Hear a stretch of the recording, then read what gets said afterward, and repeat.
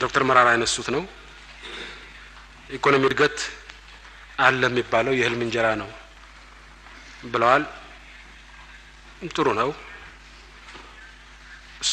አሜሪካኖች አንድ አባባል አላቸው። ሰዎች የየራሳቸውን አመለካከት የመያዝ መብት አላቸው፣ የየራሳቸውን ፋክት የመፍጠር መብት ግን የላቸውም ይላሉ።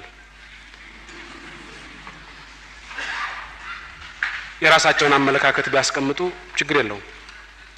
የራሳቸውን ፋክት አሃዝ ለመፍጠር ሲሞክሩ ግን በተለይ ለመምህር በተለይ ለአስተማሪ ያስተዛዝባል። ምናልባትም የትምህርት ጥራት መጓደል ከዚህ ጋር የሚያያዝ እንዳይሆን ጥያቄ ያስነሳል። መሪዎች የራሳቸው አመለካከት አላቸው። እኔ የተቀጠርኩት የመንግስት ስራ ለመስራት ነው ብዬ ነው የማስበው። ኮንትራት እሱ ነው። ከዛ ውጪ ኃላፊነት የለብኝም። ሶሻል ማህበራዊ ሞዴል ለመሆን ምን ለመሆን ወይም ስፖርተኛ ተወዳዳሪ ለመሆን የተሰጠኝ ኮንትራት የለም። የመንግስትን የጠቅላይ ሚኒስትርነትን ስራ እንደሰራ ነው ኃላፊነት የተሰጠኝ። ስለዚህ ህብረተሰቡ ከኔ የሚጠብቀው ስፖርተኝነት ወይም ደግሞ በየትምህርት ቤቱ በየክሊኒኩ እየሄደ በሽተኛ በማስታመም በማበረታታት መልኩ ይሄን ማድረግ ነውር ነው ለማለት አይደለም። ይሄን የማድረግ ኃላፊነት አይደለም የተሰጠኝ። ምለካውም መመዘነውም የተሰጠኝን ስራ በመስራት መልኩ ነው። የተሰጠኝን ኃላፊነት ወደዋለሁ፣ የተሰጠኝን ስራ ወደዋለሁ። ስለዚህ አቅም እስካለኝ ድረስ ብዙ ጊዜ እዛ ላይ ማጥፋት ፈልጋለሁ። በዚህ ምክንያት የተትረፈረፈ ትርፍ ጊዜ አለኝ ብዬ አልወስድም። 8 ሰዓት ብቻ አይደለም የምሰራው፣ ኮንትራቴ 8 ሰዓት ነው። ነገር ግን ስራውን ስለምወደው ከ8 ሰዓት በላይ ነው የምሰራው። ስለዚህ ብዙ ትርፍ ጊዜ አለኝ ብዬ አልወስድም።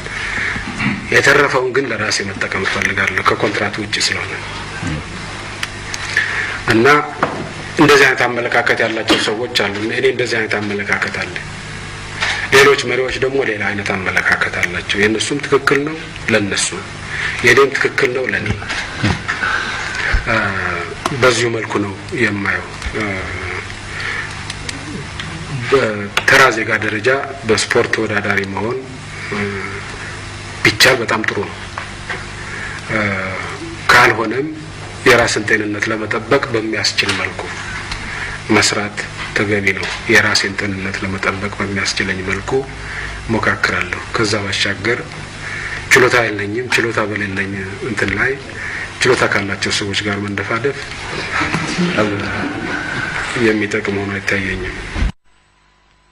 አንድ ጠንቋዮችን የሚጠላ አባይ ጠንቋዮችን የሚጠላ ንጉስ ነበር ይባላል እና አንድ አባይ ጠንቋይ ወደ አቅራቢያው ሲመጣ ያዙልኝ እገርፋለሁ ብሎ አሲዞ ያመጣዋል።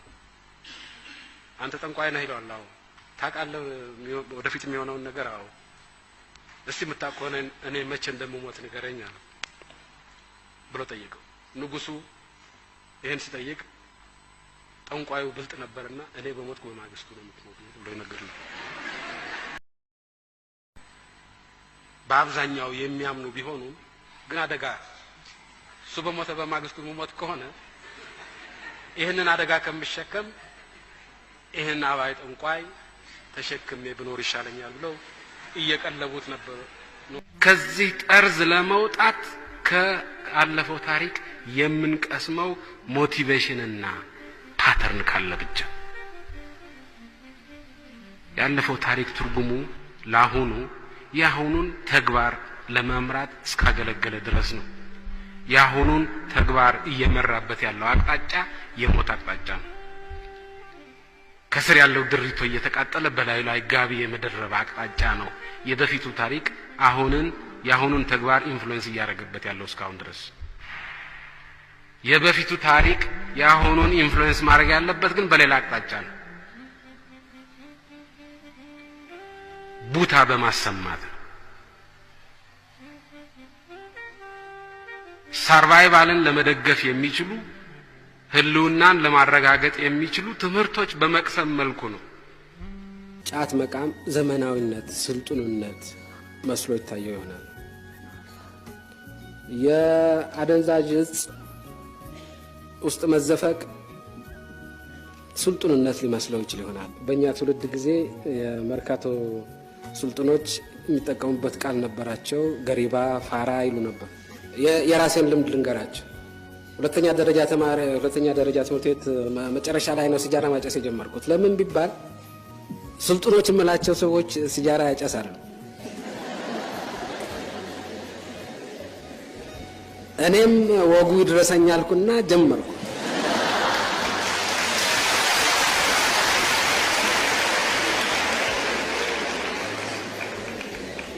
ነገር ግን አሁን በሰለጠኑት ሀገሮች ያለውን ሁኔታ ስታዩ ሲጃራ የሚያጨስ ነው እንጂ ፋራ የሚባለው ገሪባ የሚባለው ሲጃራ የማያጨስ አይደለም። አሁን በሰለጠኑት ሀገሮች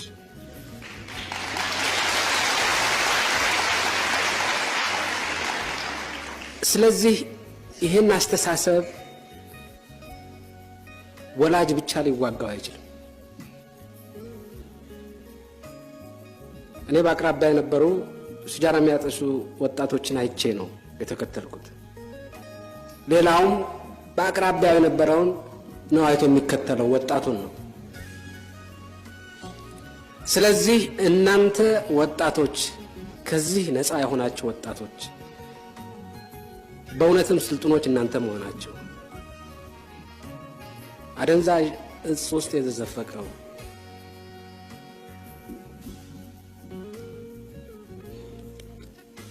ሌት ተቀን ጫት በመቃም ከሰውነት ወደ እንጨትነት የተቀየረ ሰው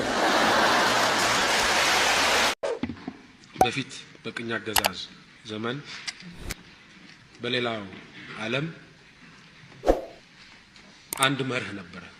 ኤክስትራ ቴሪቶሪያሊቲ የሚሉት መርህ ፈረንጅ በአገሩ ፍርድ ቤት ካልሆነ በስተቀር በጥቁሮች ሀገር ፍርድ ቤት አይፈረድበትም የሚል ኤክስትራ ቴሪቶሪያሊቲ ከዚህ ከቅኝ አገዛዝ አስተሳሰብ ጋር የተያያዘ ነው።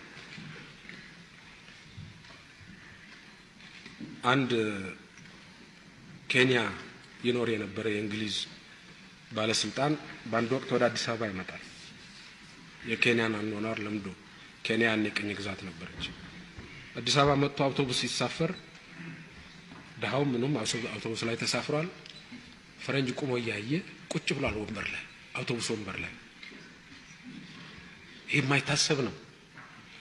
ፈረንጅ ቆሞ ጥቁሩ ወንበር ላይ ቁጭ ብሎ ሲሄድ ገርሞታል። የሰውዬ ምን አይነት ስድነት ነው ብሎ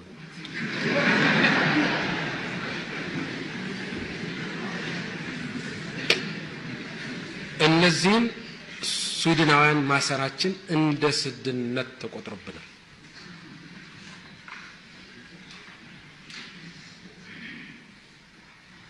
በዚህ ምክንያት ከዚህ ጋር በተያያዘ ሰፊ ዘመቻ ተከፍቶብናል። ለወደፊትም ይሄዳል። ምርጫው የኛ ነው። ህግ ማስከበር ሌላው ሰው ስድነትን ቢለው ሉዓላዊነት ማረጋገጥ ነው ብለን ካመንን ዋጋውን መክፈል። ዋጋ የማይከፈልበት ሉዓላዊነት የለም።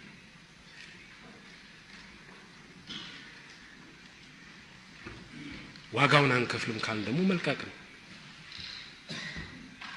ጠባይ መግዛት ነው። ቅኝ ገዢዎች ይፈልጉት እንደነበረው ማለት ነው።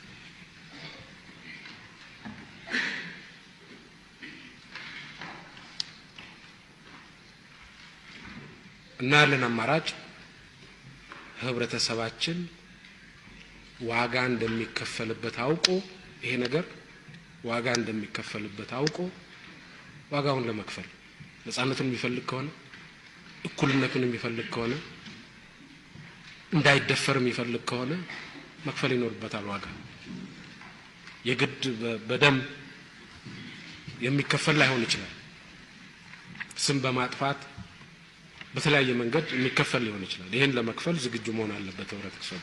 መንግስት እያደረገ ያለው ህብረተሰቡ እንዲገነዘበው ማድረግ ነው። መረጃውን መስጠት ነው። ስለዚህ ከቅደም ተከተሉ ጋር እያያያዝ ነው የፕራዮሪቲ ጉዳይ ነው እንጂ ዋናው ችግር ያለው ከጥቅም ውጭ መሆን የሚገባቸው መኪኖች በወቅቱ ከጥቅም ውጭ ያለ መሆናቸው ጉዳይ ነው። ሌላው ቀርቶ የቤተ መንግስት መኪኖችም ነው የሚመለከተው።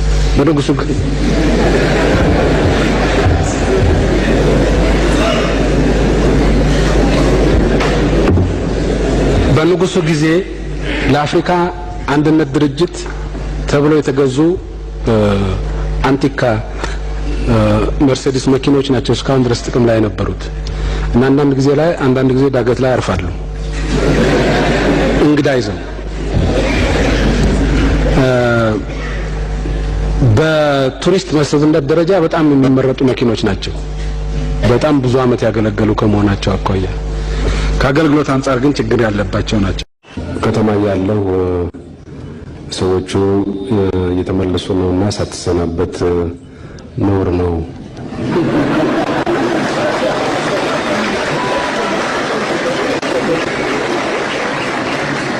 ሳትሰናበት መሄድ ነውር ነውና እንደምን ሹልክ ብለው ትመጣለህ ነው። መምጣቴ ካልቀረ በመጀመሪያ እንኳን ደህና መጣችሁ። የምትመለሱትም ደግሞ መንገዱን ጨርቅ ያርግላችሁ።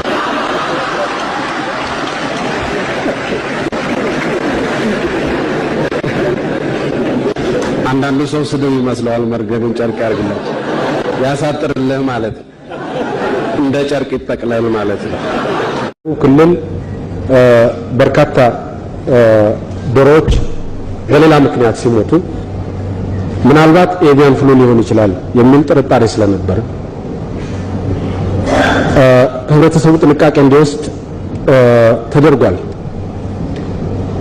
ኤቪያን ፍሉ መሆኑን ሳናረጋግጥ ያን እርምጃ መውሰዳችን ተገቢ ነው ብያምናለሁ። ምክንያቱም ኤቪያን ፍሉ ከሆነ እስክናጣራ ድረስ ኤቪያን ፍሉ የለም እያልን ብንነገር ኖሮ እና ያ ነገር ኤቪያን ፍሉ ሆኖ ቢገኝ ኖሮ ሊከሰት ይችል የነበረው አደጋ በጣም ከፍተኛ ነው። የጤንነት አደጋ፣ የብዙ ሰው ህይወት ለአደጋ ሊጋለጥ ይችል ነበር። በዚህ ምክንያት እስኪጣራ ድረስ ሊሆን ይችላል እና ጥንቃቄ ይደረግ ተብሎ ነበር።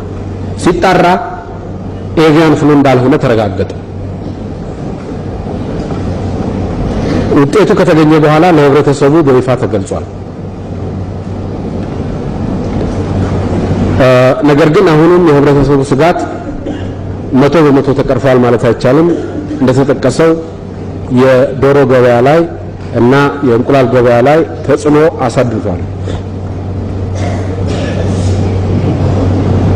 ይህም በተጠቃሚ ህብረተሰብ ብቻ ሳይሆን በዶሮ አርቢዎች ዝቅተኛ ገቢ ያላቸው ከፍተኛ ገቢ ያላቸው ዶሮ አርቢዎች ላይ ተጽዕኖን አሳርፏል። መንግስት በተከታታይ በዚህ ጉዳይ ላይ መግለጫዎችን ሰጥቷል። ለቀጣዩም ይሰጣል። ከዚህ ውጪ ሊያደርገው የሚችል ነገር ያለ አይመስለኝም። ምናልባት ጠቅላይ ሚኒስትሩና ሚኒስትሮቹ ዶሮ ሲበሉ እንቁላል ሲበሉ ቢያይ ህዝቡ ሊያምን ይችላል ተብሎ ከታመነ እስካሁንም ስላላቋረጥኩ መቀጠል ይቻላል።